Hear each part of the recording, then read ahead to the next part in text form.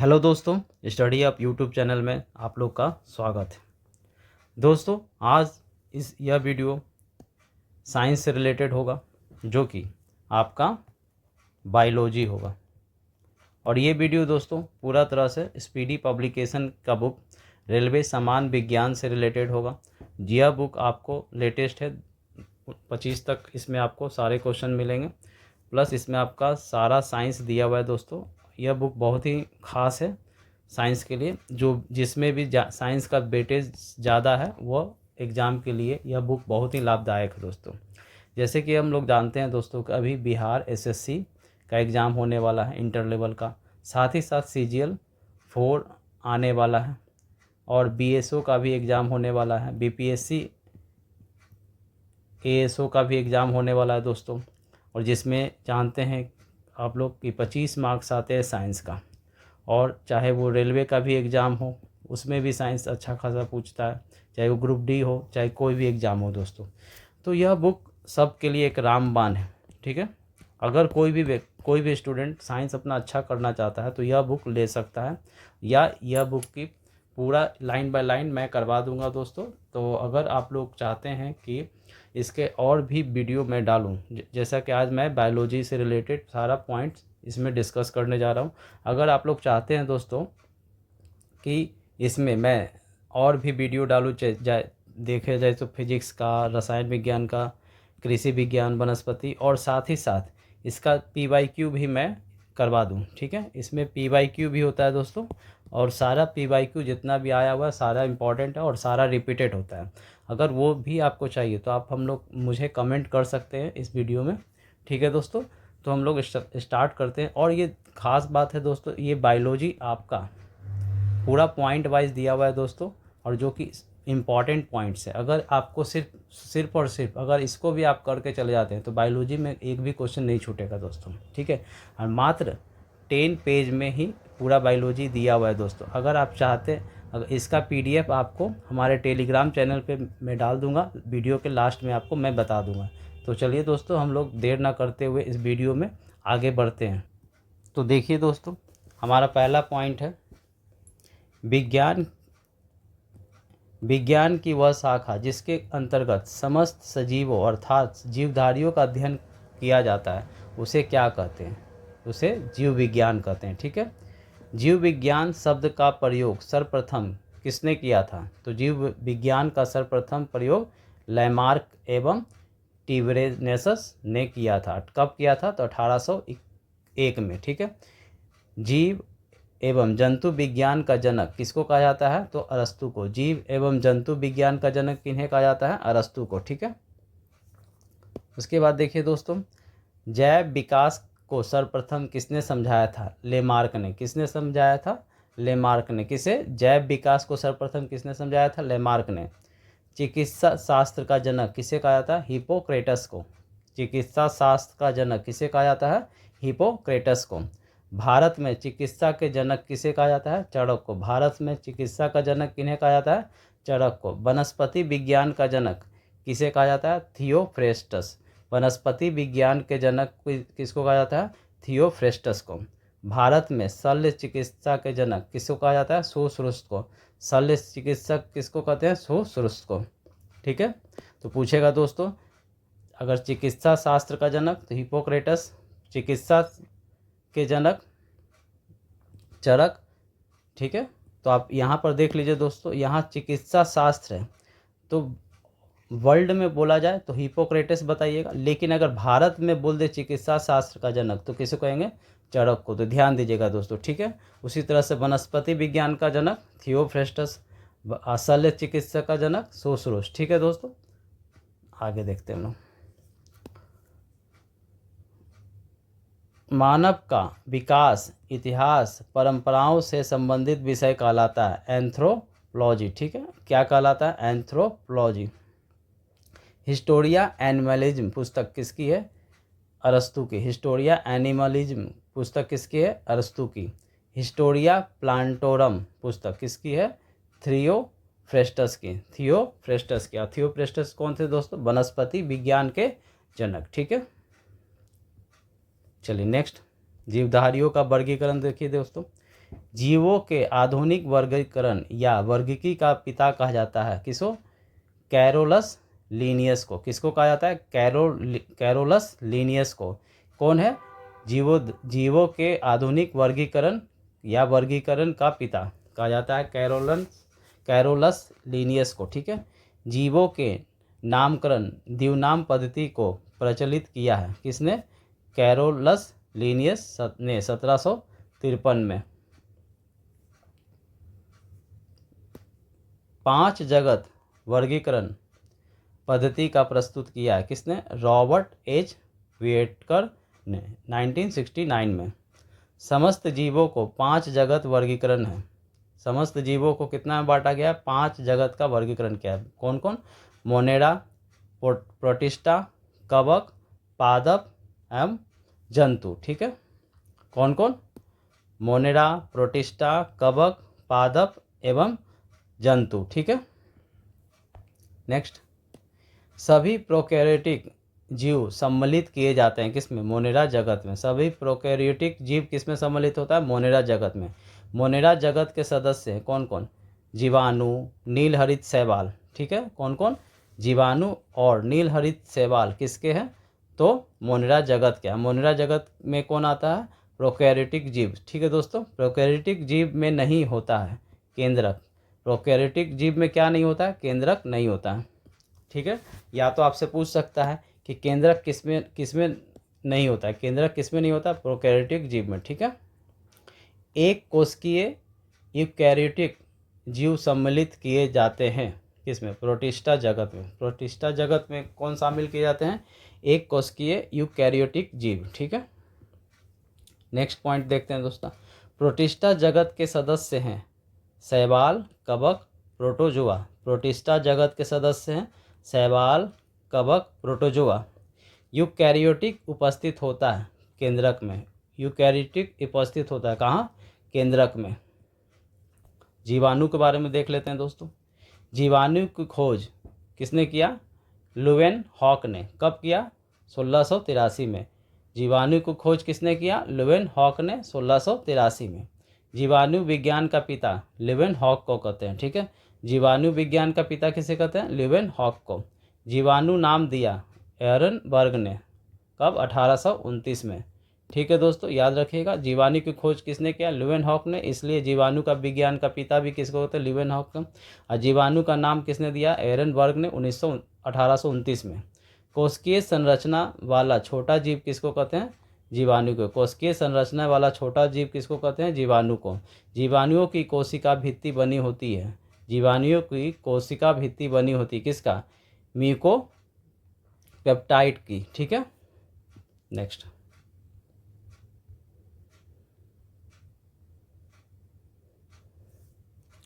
दलहनी पौधों की जड़ों में पाया जाने वाला जीवाणु कौन सा होता है? राइजोबियम। ठीक है दोस्तों, याद रखिएगा। दलहनी पौधों के जड़ों में पाए जाने वाला जीवाणु कौन होता है? राइजोबियम। ठीक है। वायुमंडलीय नाइट्रोजन में नाइट्रेट के रूप में परिवर्तित करता है कौन? राइजोबियम। ठीक है। वायुमंडलीय नाइट्रोजन को नाइट्रेट में परिवर्तित कौन करता है?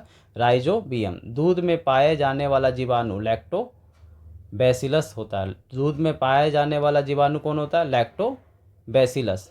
एंटीसेप्टिक सर्जरी की खोज किसने किया? जोसेफ लिस्टर ने। एंटीसेप्टिक सर्जरी की खोज किसने किया? जोसेफ लिस्टर ने। जीवाणुओं का कृत्रिम संवर्धन किसने बताया? रॉबर्ट कोच ने। जीवाणु का कृत्रिम संवर्धन किसने बताया? रॉबर्ट कोच ने। जीवाणुओं में राइजोबियम पाया जाता है कौन सा? 70S। ठीक है, याद रखिएगा। प्रोटोजोआ होता है एक कोशिकीय जीव। प्रोटोजोआ किसको कहते हैं? एक कोशिकीय जीव को प्रोटोजोआ कहते हैं। प्रोटोजोआ शब्द का प्रथम प्रयोग गोल्डफश ने किया था। किसने किया था? गोल्डफश ने किया था। प्रोटोजोआ संघ के जंतु कौन कौन है? Amoeba, euglena, plasmodium, entamoeba histolytica. ठीक है। Entamoeba histolytica. Amoeba, euglena, plasmodium, entamoeba histolytica, ये सब कौन है? प्रोटोजोआ संघ के जंतु हैं। हरा प्रोटोजोआ कहलाता है यूग्लिना। हरा प्रोटोजोआ क्या कहलाता है? यूग्लिना। ठीक है। नेक्स्ट, विषाणु। संसार का सूक्ष्म जीव होता है विषाणु। संसार का सबसे सूक्ष्मतम जीव कौन होता है? विषाणु। विषाणु के अध्ययन कहलाता है वायरोलॉजी। विषाणु का अध्ययन क्या कहलाता है? वायरोलॉजी। ठीक है। विषाणु की खोज इवानोव्स्की ने किया था 1892 में। ठीक है। विषाणु की खोज किसने किया था? इवानोव्स्की ने 1892 में। साधारणतः सभी विषाणु बने होते हैं प्रोटीन तथा न्यूक्लिक अम्ल का, न्यूक्लिक अम्ल आरएनए का। ठीक है।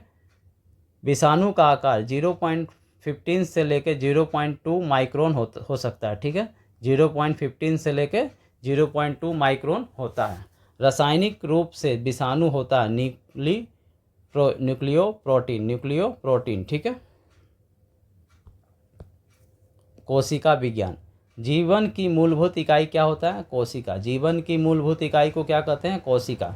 कोशिका की खोज रॉबर्ट हुक ने 1665 में किया था। किसने किया था? रॉबर्ट हुक ने 1665 में कोशिका की खोज किया था। जीवित कोशिका की खोज किसने किया था? ल्यूवेन हॉक ने। जीवित कोशिका की खोज किसने किया था? ल्यूवेन हॉक ने। कोशिका का अध्ययन कहलाता है साइटोलॉजी। कोशिका का अध्ययन क्या कहलाता है? साइटोलॉजी। कोशिका सिद्धांत का प्रतिपादन किया था किसने? स्लाइडेन एवं स्वान ने। कोशिका सिद्धांत का प्रतिपादन किसने किया था? स्लाइडेन एवं स्वान ने। जीवधारियों की संरचनात्मक एवं क्रियात्मक इकाई होती है कोशिका। ठीक है। जीवधारियों का संरचनात्मक एवं क्रियात्मक इकाई क्या होता है? कोशिका। कोशिका दो प्रकार की होती है, प्रोकैरियोटिक और यूकैरियोटिक। प्रोकैरियोटिक और यूकैरियोटिक। केंद्रक एवं केंद्रिका नहीं पाए जाते हैं प्रोकैरियोटिक कोशिकाओं में। केंद्रक और केंद्रिका नहीं पाए जाते हैं किसमें? प्रोकैरियोटिक कोशिकाओं में। केंद्रक एवं केंद्रिका उपस्थित होता है यूकैरियोटिक कोशिकाओं में। केंद्रक एवं केंद्रिका कहाँ पाया जाता है? तो यूकैरियोटिक कोशिकाओं में। सबसे छोटी कोशिका होती है माइक्रोप्लाज्मा गैलिस सेप्टिकम जीवाणु। ठीक है। सबसे छोटी कोशिका माइक्रोप्लाज्मा होती है। ठीक है। ये सारे इंपॉर्टेंट पॉइंट्स है दोस्तों। अगर आप सिर्फ इसे भी करके जाते हैं तो आपका बायोलॉजी का क्वेश्चन 90 से 95% तक आपका कंप्लीट रहेगा। ठीक है। सबसे बड़ी कोशिका होती है शुतुरमुर्ग का अंडा। सबसे बड़ी कोशिका कौन सा होता है? शुतुरमुर्ग का अंडा। ठीक है। शुतुरमुर्ग का अंडा। ठीक है। मानव शरीर के सबसे लंबी कोशिका होती है न्यूरॉन तंत्रिका। ठीक है। न्यूरॉन तंत्रिका सबसे लंबी कोशिका होती है मानव शरीर का। मानव शरीर में पाई जाने वाली सबसे छोटी कोशिका कौन होती है? सेरिबेलम की गैन्यूल सेल। मानव शरीर में पाई जाने वाली सबसे बड़ी कोशिका अंडाणु होती है। मानव शरीर में सबसे बड़ी पाई जाने वाली कोशिका क्या होता है? अंडाणु। ठीक है। कोशिका का संरचना आप देखते हैं दोस्तों। जीवन का भौतिक आधार है जीव द्रव। जीवन का भौतिक आधार क्या है? जीव द्रव। जीव द्रव की खोज किसने किया? डुजार्डिन ने। किसने किया? डुजार्डिन ने। जीव द्रव का नामकरण किसने किया? पुरकिंजी ने। कब? 1839 में। जीव द्रव का नामकरण किसने किया? पुरकिंजी ने 1839 में। जीव द्रव जीवन का भौतिक आधार है किसका कथन है? जीव द्रव जीवन का भौतिक आधार है किसका कथन है? हैक्सले ने। ठीक है। जीव द्रव सिद्धांत दिया था किसने? सुल्ज ने। जीव द्रव सिद्धांत दिया था सुल्ज ने। पादप कोशिकाओं का बाहरी आवरण कहलाता है कोशिका भित्ति। पादप कोशिकाओं का बाहरी आवरण कहलाता है कोशिका भित्ति। कोशिका भित्ति पाई जाती है केवल पादप कोशिकाओं में। कोशिका भित्ति कहाँ पाई जाती है? केवल पादप कोशिकाओं में। ठीक है। कोशिका भित्ति बनी होती है सेलुलोज की। ठीक है। कोशिका भित्ति किसकी बनी होती है? सेलुलोज की। कोशिका झिल्ली पाई जाती है। कोशिका झिल्ली पाई जाती है पादप एवं जंतु दोनों में। कोशिका झिल्ली पाई जाती है पादप एवं जंतु दोनों में। कोशिका को एक निश्चित आकार एवं कोशिका को सुरक्षा प्रदान करती है कोशिका झिल्ली। ठीक है। कोशिका को एक निश्चित आकार प्लस सुरक्षा प्रदान करती है कौन? कोशिका झिल्ली। ठीक है। उसके बाद देखिए कोशिका झिल्ली प्लाज्मा झिल्ली बनी होती है लिपिड एवं प्रोटीन से। कोशिका झिल्ली किसकी बनी होती है? लिपिड एवं प्रोटीन से। ठीक है। अब देखिए नेक्स्ट माइटोकॉन्ड्रिया। माइटोकॉन्ड्रिया की खोज किसने किया? अल्टमैन ने। माइटोकॉन्ड्रिया की खोज किसने किया? अल्टमैन ने। माइटोकॉन्ड्रिया नाम किसने दिया? बेंडा ने। ठीक है, माइटोकॉन्ड्रिया नाम किसने दिया? बेंडा ने। माइटोकॉन्ड्रिया नहीं होता है, किस में नहीं पाया जाता? जीवाणु में। माइटोकॉन्ड्रिया किस में नहीं पाया जाता? जीवाणु में। माइटोकॉन्ड्रिया में पाए जाने वाला द्रव्य क्या कहलाता है?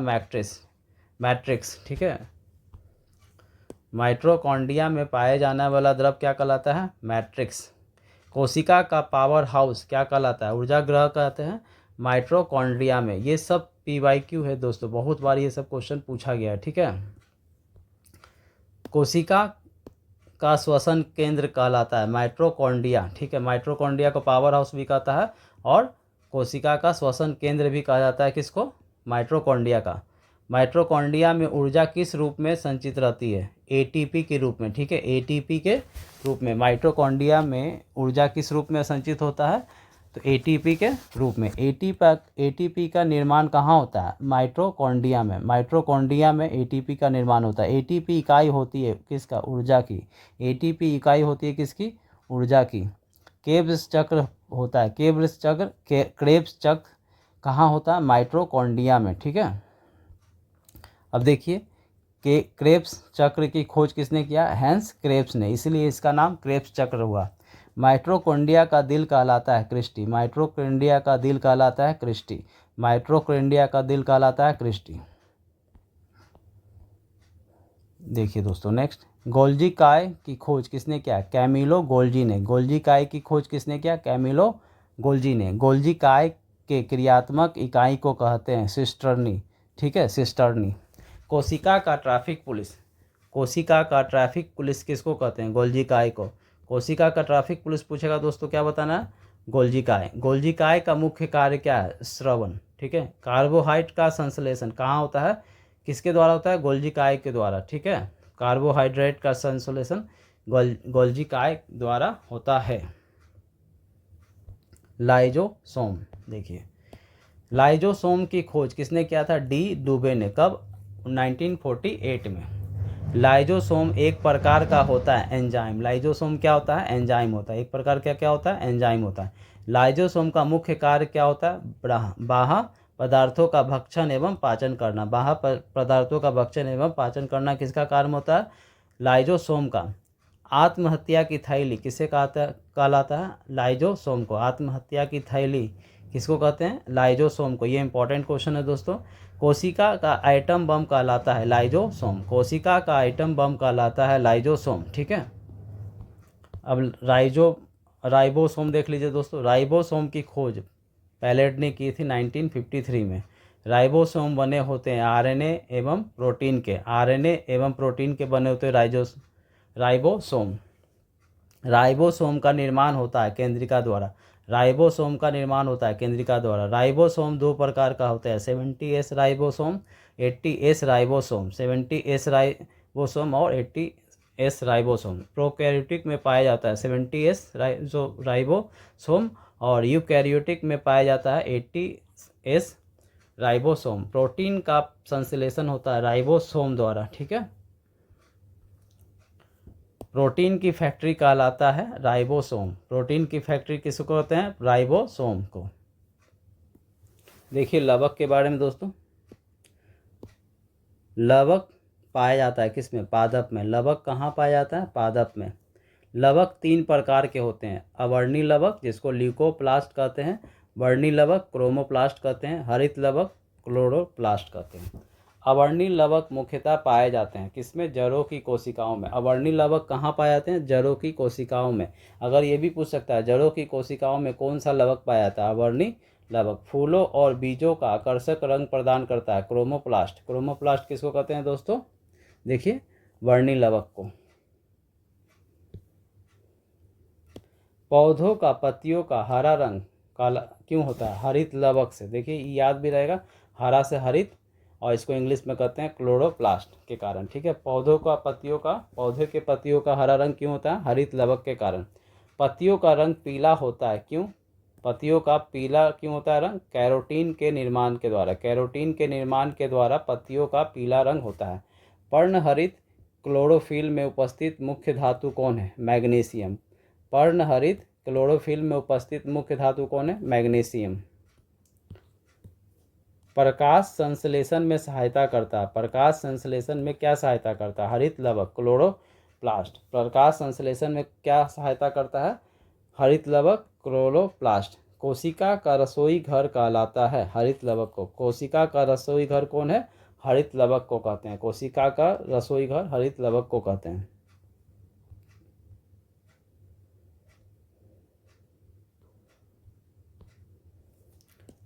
टमाटर में लाल रंग का कारण है लाइकोपीन। टमाटर में लाल रंग का कारण है लाइकोपीन। हल्दी में पीला रंग का कारण है ज़ैंथोफिल। हल्दी में पीला रंग का कारण है ज़ैंथोफिल। पपीता में पीला रंग का कारण है कैरिका ज़ैंथिन। सेब में लाल रंग का कारण है एंथ्रोसाइनिन। एंथोसाइनिन। मिर्च में लाल रंग का कारण है कैप्सेंथन। कैप्सेंथन। गाजर में कौन सा वर्णक होता है? कैरोटीन। गाजर में कौन सा वर्णक होता है? कैरोटीन। नेक्स्ट दोस्तों,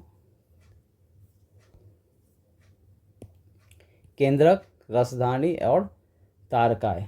केंद्रक, न्यूक्लियस की खोज किसने की थी? रॉबर्ट ब्राउन ने। केंद्रक की खोज किसने किया? रॉबर्ट ब्राउन ने। कब? 1831 में। कोशिका प्रबंधक का कार्य करता है। कोशिका प्रबंधक का कार्य करता है कौन? केंद्रक। कोशिका प्रबंधक का कार्य कौन करता है? केंद्रक।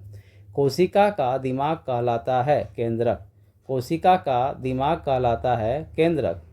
केंद्रक का मुख्य भाग होता है क्रोमैटिन।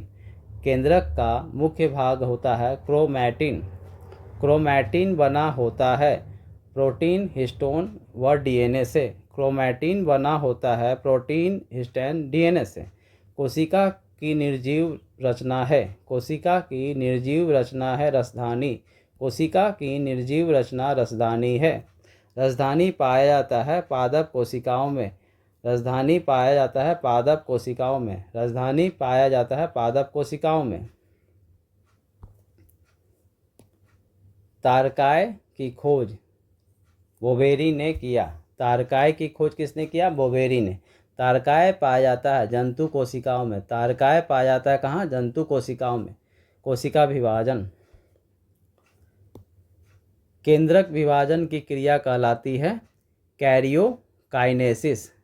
कैरियोकाइनेसिस केंद्रिका विभाजन की क्रिया कहलाती है कैरियोकाइनेसिस। समसूत्री विभाजन होता है कायिक कोशिकाओं में।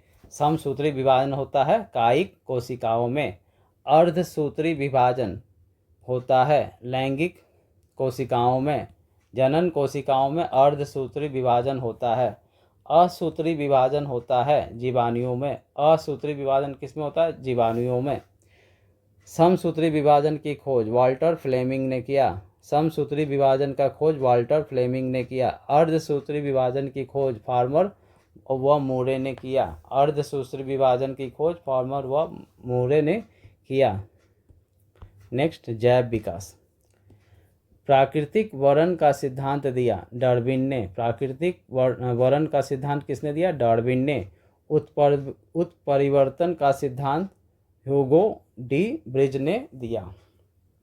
नेचुरल सिलेक्शन प्राकृतिक चयन का सिद्धांत दिया था किसने? डार्विन ने। नेचुरल सिलेक्शन प्राकृतिक चयन का सिद्धांत किसने दिया? डार्विन ने। विकास के सिद्धांत का प्रतिपादक डार्विन है। विकास के सिद्धांत का प्रतिपादक कौन है? डार्विन। अनुवांशिकी देख लीजिए दोस्तों। अनुवांशिकी का पिता या जनक कहा जाता है ग्रेगरी जॉन मेंडल को। अनुवांशिक का पिता या जनक किसको कहा जाता है? ग्रेगरी जॉन मेंडल को। अनुवांशिक संबंधी प्रयोग के लिए मेंडल ने किस पौधे का चुनाव किया था? मटर का। अनुवांशिक संबंधी प्रयोग को जानने के लिए किस पौधे का हुआ था प्रयोग? मटर का। अनुवांशिकता के विज्ञान को अनुवांशिकी कहा था किसने? डब्ल्यू वाटसन ने। अनुवांशिक किसने कहा था? डब्ल्यू वाटसन ने। जेनेटिक्स शब्द का प्रयोग सर्वप्रथम किसने किया था? डब्ल्यू वाटसन ने 1905 में। जेनेटिक्स शब्द का प्रयोग सर्वप्रथम डब्ल्यू वाटसन ने 1905 में किया था। आनुवांशिकी उत्परिवर्तन होता है क्रोमोसोम में। आनुवांशिकी उत्परिवर्तन होता है क्रोमोसोम में।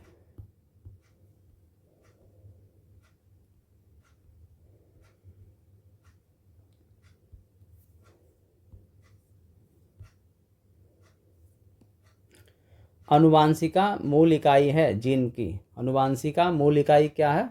अनुवांशिकता मूल इकाई है जीन का। जीन शब्द का प्रयोग सर्वप्रथम किसने किया था? विल्हेल्म जोहानसेन ने। विल्हेल्म जोहानसन ने।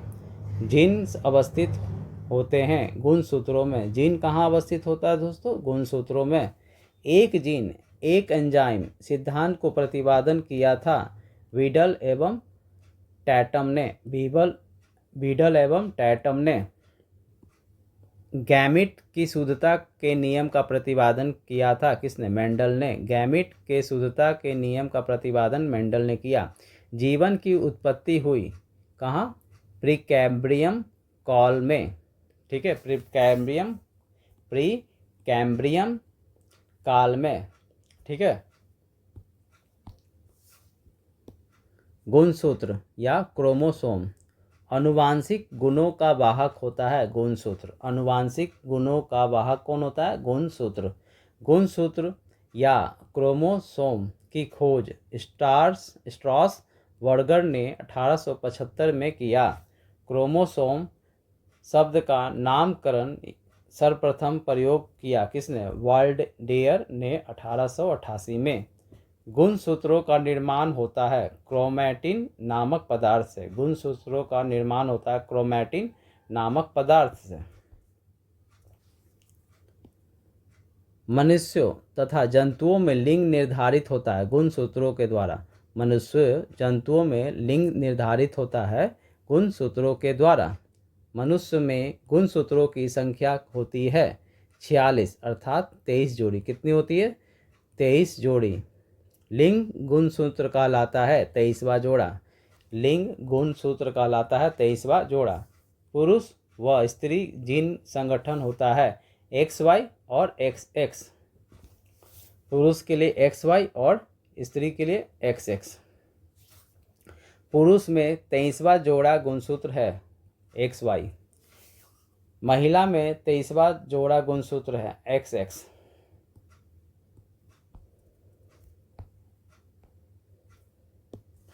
मानव में बच्चे का लिंग निर्धारित होता है पिता के गुणसूत्र द्वारा। मानव में बच्चे का लिंग निर्धारित होता है पिता के गुणसूत्र द्वारा। एक लड़का अपने पिता से विरासत में गुणसूत्र प्राप्त करता है 22+Y। 22+Y। देखिए न्यूक्लिक अम्ल। न्यूक्लिक अम्ल की खोज जर्मन वैज्ञानिक फ्रेडरिक मिशर ने किया 1869 में। न्यूक्लिक अम्ल का निर्माण होता है न्यूक्लियोटाइड से। ठीक है। दो न्यूक्लिक अम्ल RNA और DNA होता है। न्यूक्लिक अम्ल कौन कौन? RNA और DNA। RNA का पूर्ण रूप होता है रिबो न्यूक्लिक एसिड। DNA का होता है डीओक्साइरिबो न्यूक्लिक एसिड। DNA का डबल हेलिकस मॉडल दिया था वाटसन एवं क्रिक ने 1953 में। वाटसन एवं व क्रिक को नोबेल पुरस्कार 1962 में मिला। वाटसन व क्रिक को नोबेल पुरस्कार कब मिला? 1962 में। DNA संश्लेषण का प्रतिपादन किया किसने? कॉर्नवर्ग ने। DNA संश्लेषण का प्रतिपादन किसने किया? कॉर्नवर्ग ने। DNA होता है एक आनुवांशिक पदार्थ। DNA क्या होता है? एक आनुवांशिक पदार्थ। DNA का मुख्य कार्य क्या होता है? प्रोटीन संश्लेषण को नियंत्रित करना तथा आनुवांशिक क्रियाओं का संचालन करना। प्रोटीन संश्लेषण को नियंत्रित करना और आनुवांशिक क्रियाओं का संचालन करना DNA का मुख्य कारण होता है। चलिए दोस्तों आगे हम लोग बढ़ते हैं। ये सारे बहुत इंपॉर्टेंट पॉइंट्स है दोस्तों जो कि किसी भी एग्ज़ाम के लिए बहुत ही खास हैं। ठीक है, तो ये वीडियो पूरा देखिएगा दोस्तों, ये महत्वपूर्ण पॉइंट है। ठीक है। प्रयोगशाला में सर्वप्रथम DNA का संश्लेषण किया था हरगोविंद खुराना ने। ठीक है, हरगोविंद खुराना ने।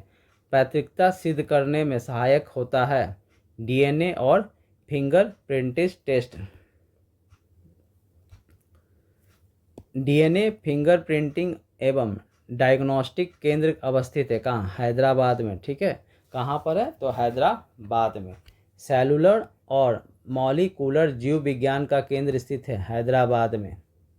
ठीक है, सेलुलर और मॉलिक्यूलर जीव विज्ञान का केंद्र कहाँ? हैदराबाद में। आरएनए का संश्लेषण होता है डीएनए से। आरएनए का संश्लेषण किससे होता है? डीएनए से। आरएनए में शर्करा पाई जाती है, राइबोस। ठीक है, डीएनए में मौजूद शर्करा डीऑक्सी राइबोस है। केंद्रक में डीएनए का अंश होता है 10%। केंद्रक में डीएनए का अंश होता है 10%। डीएनए बहुलक है न्यूक्लियोटाइड्स का। ठीक है, प्रोटीन निर्माण के लिए आदेश देता है डीएनए। प्रोटीन निर्माण के लिए आदेश देता है डीएनए। प्रोटीन का निर्माण करता है आरएनए। प्रोटीन का निर्माण करता है आरएनए। प्रोटीन के लिए आदेश देता है डीएनए। डीएनए की श्रृंखलाएं बंधी होती है हाइड्रोजन बंध से। कोशिका के अंदर सूचना का प्रवाह किसके द्वारा होता है? आरएनए के द्वारा। कोशिका के अंदर सूचना का प्रवाह आरएनए द्वारा होता है। न्यूक्लियस के बाहर डीएनए मिलता है। न्यूक्लियस के बाहर डीएनए मिलता है माइटोकॉन्ड्रिया में। ठीक है, कहाँ मिलता है? तो माइटोकॉन्ड्रिया में। वनस्पति विज्ञान। वनस्पति विज्ञान के जनक थियोफ्रेस्टस हैं। आधुनिक वनस्पति विज्ञान का जनक लिनियस को कहा जाता है। आधुनिक वनस्पति विज्ञान का जनक लिनियस को कहा जाता है। वनस्पति जगत का बड़ा समूह थैलोफाइटा है। वनस्पति जगत का बड़ा समूह कौन है? थैलोफाइटा।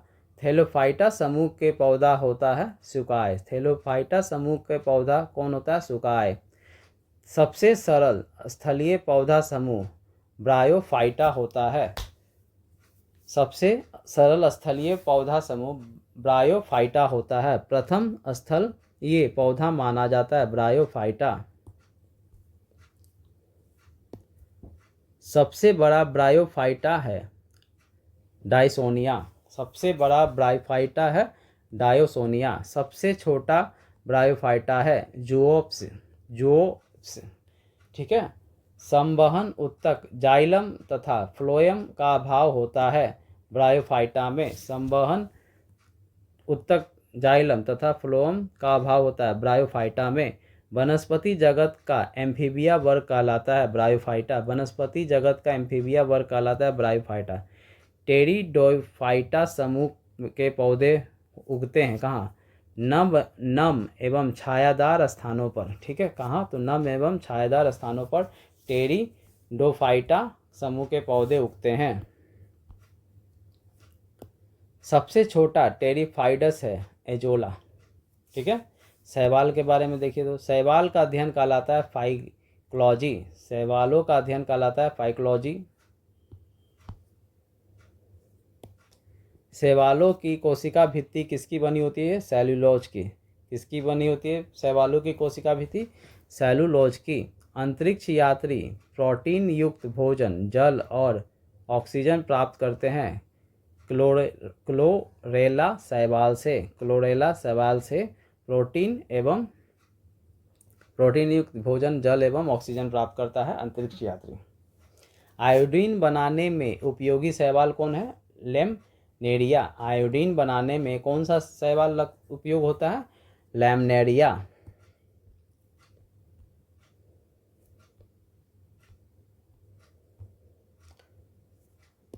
सबसे बड़ा शैवाल मैक्रोसिस्टस। सबसे छोटा शैवाल क्लैमाइडोमोनास।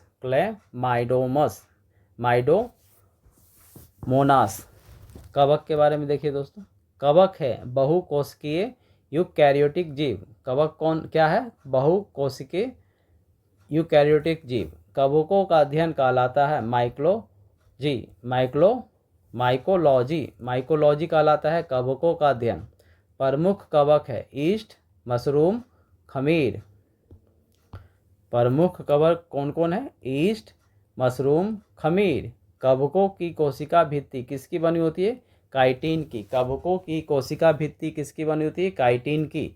कवक में भोजन संचित रहता है ग्लाइकोजोन के रूप में। ग्लाइकोजोन के रूप में कवक में भोजन संचित रहता है। डबल रोटी के निर्माण में उपयोग किया जाता है सैक्रोमाइसिस नामक कवक। सैक्रोमाइसिस कवक यूज होता है डबल रोटी बनाने में। डबल रोटी बनाने में प्रयोग होता है ईस्ट। डबल रोटी बनाने में प्रयोग होता है ईस्ट का। शराब उद्योग में प्रयोग होता है ईस्ट। शराब उद्योग में उपयोग होता है ईस्ट। बेकरी में ब्रेड बनाने के लिए ईस्ट का उपयोग किया जाता है। बेकरी में ब्रेड बनाने के लिए ईस्ट का प्रयोग किया जाता है। ब्रेड को मुलायम और लचीला बनाने के लिए किया जाता है ईस्ट का प्रयोग।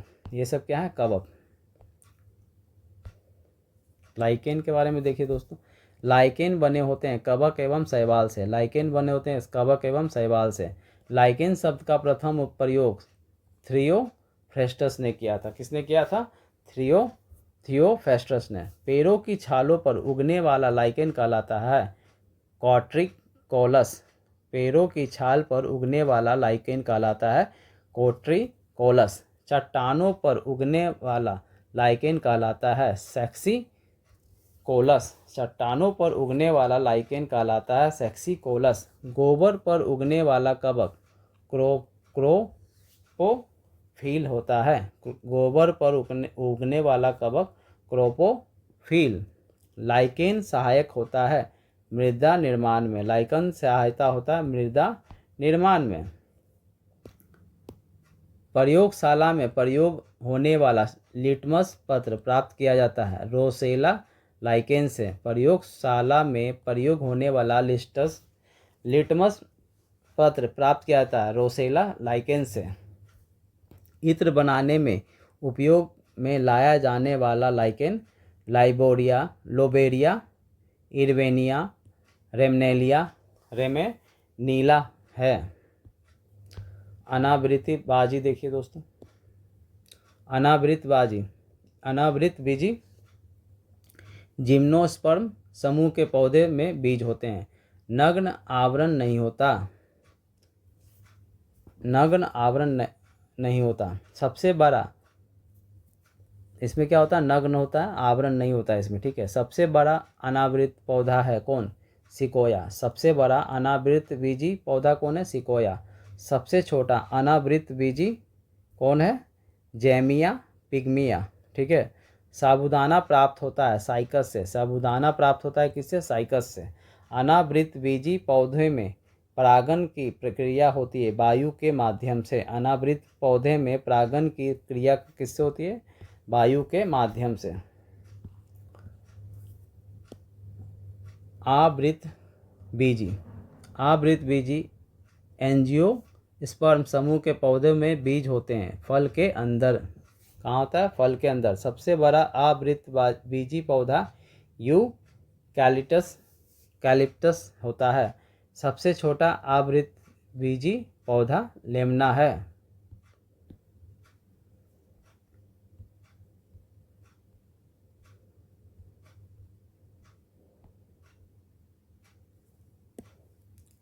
सबसे छोटा बीज होता है ऑर्किड का। सबसे छोटा बीज होता है ऑर्किड का। सबसे बड़ा बीज होता है लोडोसिया का।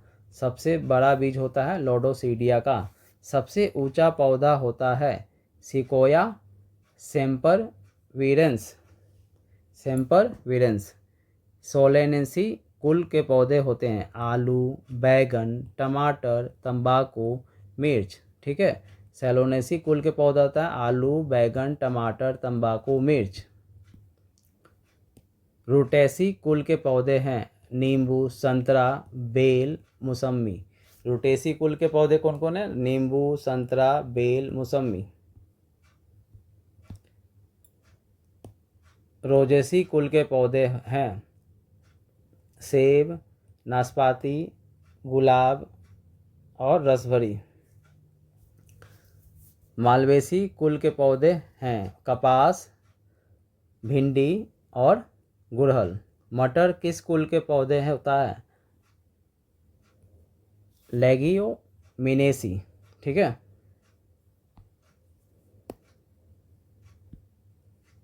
गन्ना किस कुल का पौधा है? ग्रैमीनी कुल का। ठीक है। लौंग किस कुल का पौधा है? मिट्रैसी कुल। लौंग के तेल का प्रमुख घटक है यूरेनॉल। यूरेनॉल।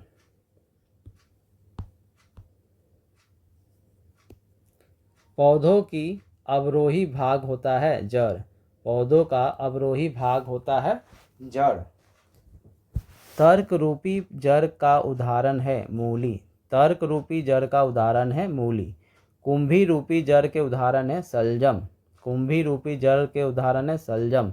शंक्वार जड़ के उदाहरण है गाजर। शंक्वार जड़ के उदाहरण है गाजर। गांठदार जड़ के उदाहरण है शकरकंद। गांठदार जड़ के उदाहरण है शकरकंद। जड़ों के रूपांतरण है मूली, गाजर, सलजम। जड़ों के रूपांतरण है मूली, गाजर, सलजम। तने के रूपांतरण है आलू, अदरक, हल्दी। आलू, अदरक, हल्दी तने के रूपांतरण है। अदरक तथा आलू के खाने योग्य भाग क्या है? तना। अदरक तथा आलू के खाने योग्य भाग क्या है? तना। कंद के उदाहरण है आलू। कंद के उदाहरण क्या है? आलू। धन कंद के उदाहरण है ओल, अरबी। धन कंद के उदाहरण है ओल और अरबी। प्रकंद के उदाहरण है अदरक, हल्दी। प्रकंद के उदाहरण है अदरक, हल्दी। सलकंद के उदाहरण है प्याज, लहसुन। सल्ककंद के उदाहरण है प्याज, लहसुन। प्याज के छिलके उतारने पर आंसू आते हैं, क्यों? सल्फेनिक अम्ल के कारण। सल्फेनिक अम्ल के कारण प्याज के छिलके उतारने पर आंसू आते हैं। लहसुन में गंध का कारण क्या है? एलाइसिन। लहसुन में गंध का कारण क्या है? एलाइसिन। मिर्च के तीक्ष्णता का कारण है कैप्साइसिन। राइजोम पादप का भूमिगत प्रारूप है तना। दलहनी पौधों के जड़ में पाए जाने वाला जीवाणु है राइजोबियम। पौधे नाइट्रोजन ग्रहण करते हैं नाइट्रेट के रूप में। पौधे नाइट्रोजन ग्रहण करते हैं नाइट्रेट के रूप में। वह यंत्र जिसके द्वारा तने की वृद्धि दर नापी जाती है वह है ऑक्जेनोमीटर। तना, पत्ती एवं कली से नया पौधा प्राप्त करना कहलाता है कायिक प्रवर्धन। आलू का कायिक प्रवर्धन होता है तना से। ब्रायोफिल्म में कायिक प्रवर्धन होता है पत्ता से। पौधों का मुख्य प्रकाश संश्लेषी अंग है पत्ती। पत्तियों में अति सूक्ष्म छिद्र होता है रंध्र, स्टोमाटा। पत्तियां सांस लेती है स्टोमाटा से। पत्तियां सांस लेती है किससे? स्टोमाटा से। बाष्पोत्सर्जन में सहायक होता है स्टोमाटा। ठीक है। पौधों की पत्तियों का रंग हराता है क्लोरोफिल के कारण। पौधों में पत्तियों का हरा रंग क्यों होता है? क्लोरोफिल के कारण। पत्ती के लाल रंग, नारंगी और पीला रंग होता है कैरोटीनाइट के कारण। कैरोटीनाइट के कारण। क्लोरोफिल में केंद्रक होता है मैग्नीशियम। क्लोरोफिल में केंद्रक होता है क्या? मैग्नीशियम। पत्तियों का मुख्य कार्य होता है प्रकाश संश्लेषण द्वारा भोजन बनाना। पत्तियों का मुख्य कार्य होता है प्रकाश संश्लेषण द्वारा भोजन बनाना। फलों का अध्ययन कहलाता है पोमोलॉजी। फलों का अध्ययन कहलाता है पोमोलॉजी। फल बनता है निषेचन के बाद अंडाशय से। ठीक है। निषेचन के बाद अंडाशय से फल बनता है। बीज बनता है निषेचन के बाद बीजांड से। बीज बनता है निषेचन के बाद बीजांड से। निषेचन का खोज सर्वप्रथम किसने किया? स्ट्रॉसबर्गर ने। निषेचन का फर्टिलाइजेशन का खोज सर्वप्रथम स्ट्रॉसबर्गर ने किया। नर एवं मादा जनन इकाइयों का संयोजन कहलाता है निषेचन। नर एवं मादा जनन इकाइयों का जनन इकाई कहलाता संयोजन निषेचन। सबसे बड़ा बीजांड होता है साइकस में। सबसे बड़ा बीजांड किस में होता है? साइकस में। जीवित जीवाश्म साइकस है। जिस फल को बनने में पुष्प का केवल अंडाशय ही भाग लेता है कहलाता है सत्य फल। जिसमें सिर्फ अंडाशय भाग लेता है उसको बोलते हैं सत्य फल। जिस फल को बनने में अंडाशय से के अतिरिक्त पुष्प के अन्य भाग पुष्पासन बाह्यदल भी भाग लेता है, उसको कहते हैं असत्य फल। सत्य फल के उदाहरण है मटर और आम। सत्य फल के उदाहरण है मटर और आम। असत्य फल के उदाहरण है सेब, नाशपाती, कटहल। सेब, नाशपाती, कटहल असत्य फल है। सारोसिस फल, सारोसिस फल सहतूत, अनानस, कटहल। सहतूत, अनानस, कटहल है सारोसिस फल। आम, इमली, पपीता, बेर का कौन सा भाग खाने योग्य होता है? मध्य फलभित्ति। ठीक है, मध्य फलभित्ति आम, इमली, पपीता, बेर का भाग खाया जाता है। अमरूद, अंगूर, शरीफा तथा टमाटर के खाने योग्य भाग है फलभित्ति। लीची का खाने योग्य भाग है एरिल। नारियल का खाने योग्य भाग है भ्रूणपोष।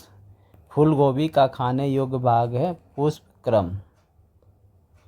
फूल के बारे में देखिए दोस्तों, पौधों का जनन अंग है पुष्प। पौधों का जनन अंग क्या है? पुष्प। पुष्पों का अध्ययन कहलाता है एंथ्रोलॉजी। पुष्पों का अध्ययन कहलाता है एंथ्रोलॉजी। फूलों की खेती कहलाता है फ्लोरिकल्चर। पुष्प का नर अंग कहलाता है पुकेंसर। पुष्प का मादा अंग कहलाता है अंडप या कार्पेल। सबसे छोटा पुष्प है बुल्फिया। सबसे बड़ा पुष्प है रैफ्लेसिया। कोशिकाओं का समूह जिसकी उत्पत्ति, संरचना तथा कार्य समान कहलाती है उत्तक। ठीक है, उत्तक शब्द का सर्वप्रथम प्रयोग बीचट ने किया। शरीर में उत्तकों का निर्माण होता है प्रोटीन से। शरीर में उत्तकों का निर्माण होता है प्रोटीन से। जाइलम एवं फ्लोएम संवहनीय उत्तक है। जाइलम एवं फ्लोएम संवहनीय उत्तक है। संवहनीय। पत्तियों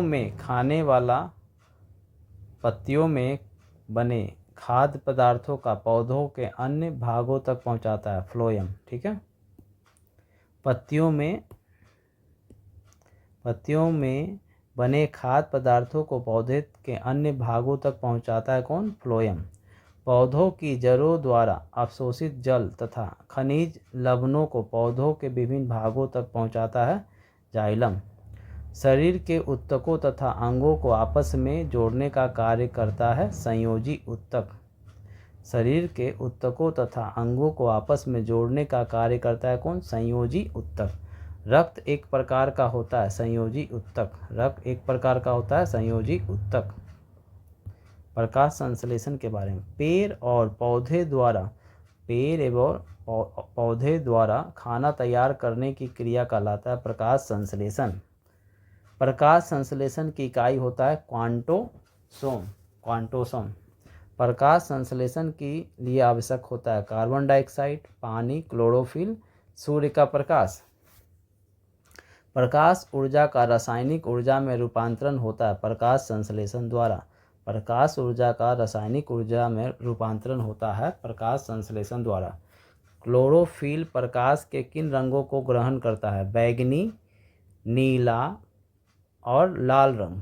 बैंगनी, नीला और लाल रंग क्लोरोफिल रंगों को ग्रहण करता है प्रकाश के।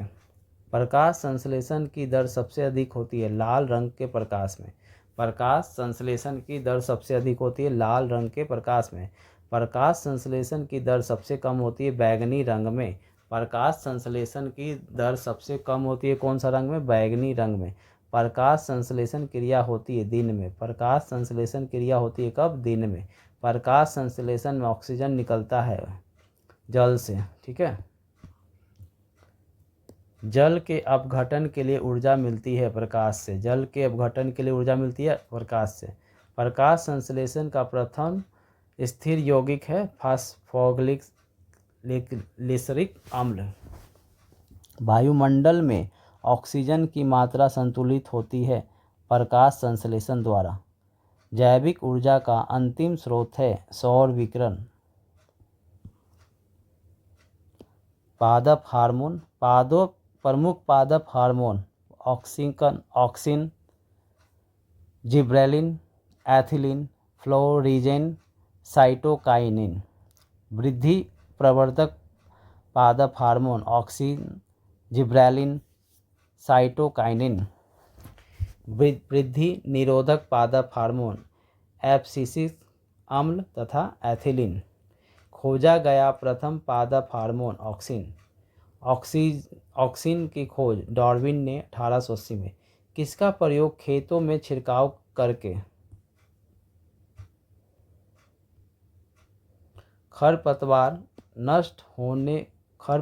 नष्ट करने में होता है? ऑक्सिन का 2,4-D एक खरपतवारनाशी है। गैसीय रूप में पाया जाने वाला हार्मोन एथिलीन। एथिलीन की खोज बर्ग ने 1962 में किया। फलों को पकाने में सहायक होता है एथिलीन। फलों को पकाने में सहायता करता है कौन? एथिलीन। पुष्पों की संख्या की वृद्धि में सहायक होता है एथिलीन। पुष्पों की संख्या में वृद्धि होता है एथिलीन के द्वारा। बौने पौधों को लंबा करने में सहायक होता है जिब्रेलिन हार्मोन। जिब्रेलिन की खोज कुरोसावा ने 1926 में किया। 1926 में। कोशिका विभाजन की दर को बढ़ाने एवं विकास में सहायक होता है साइटोकाइनिन की खोज मिलर ने 1951 में किया। फूल खिलाने वाला हार्मोन फ्लोरीजेन है। ट्राउमैटिन है। कार्बोक्सिलिक अम्ल पौधों के जख्मों को भरता है ट्राउमैटिन। पादप रोग दोस्तों, तंबाकू का मोज़ेक रोग होता है किससे? विषाणु से। ये सब जरूर पूछता है। आलू का सैथिल रोग किससे होता है? जीवाणु से। गेहूं में रस्ट रोग होता है कवक से। गेहूं में रस्ट रोग कवक से। गन्ना में लाल सड़न होता है कवक से। लाल हो जाता है गन्ना में कवक के कारण। धान का अंग मारी रोग कहलाता है जैंथोमोनास नामक जीवाणु से। ब्लास्ट रोग संबंधित है धान से। हरित बाली रोग संबंधित है बाजरा से। अग्नि निर्जा रोग संबंधित है सेब से। अग्नि निर्जा रोग किससे संबंधित? सेब से। धान का खैरा रोग जस्ते की कमी से होता है। आलू में ब्लैक हार्ट रोग होता है ऑक्सीजन के कमी के कारण। बंची टॉप रोग संबंधित है केला से। टीका रोग संबंधित है मूंगफली से। मटर में मॉर्स रोग होता है मैग्नीज की कमी से। नींबू में डाइबैक तथा लिटिल लीफ रोग होता है कॉपर तांबा की कमी के कारण। आम तथा बैगन में लिटिल लीफ रोग होता है जस्ते की कमी के कारण। फूलगोभी ब्राउनिंग तथा आंवले की निक्रोसिस रोग होता है बोरोन की कमी के कारण। वनस्पति शास्त्र। लौंग प्राप्त होता है शुष्क पुष्प की कली से। हींग प्राप्त होता है पौधों की जड़ों से। कॉर्क प्राप्त होता है ओक वृक्ष की छाल से। ओक का वनस्पतिक नाम है क्वायरस सुबर। हीरोइन प्राप्त होता है अफीम पोस्ता से। तो देखिए दोस्तों, इस वीडियो में हम लोग यहीं पर एंड करते हैं। ठीक है, इस क्लास के PDF आपको हमारे टेलीग्राम चैनल से मिल सकता है और मैं अपना टेलीग्राम चैनल का लिंक इस वीडियो के डिस्क्रिप्शन में दे दूंगा। वहां से आप लोग इसका PDF ले सकते हैं, प्राप्त करते हैं। बाकी इसका जो बच गया आपका PDF, इसका जितना भी पेज हम लोग नेक्स्ट वीडियो में इसका पार्ट 2 जब आएगा उसमें होगा। ठीक है, और अगर दोस्तों इसमें कोई कमी रह गया हो या किसी भी तरह का अच्छा ना लगा हो यह वीडियो या अच्छा लगा हो तो आप ज़रूर बताइएगा दोस्तों।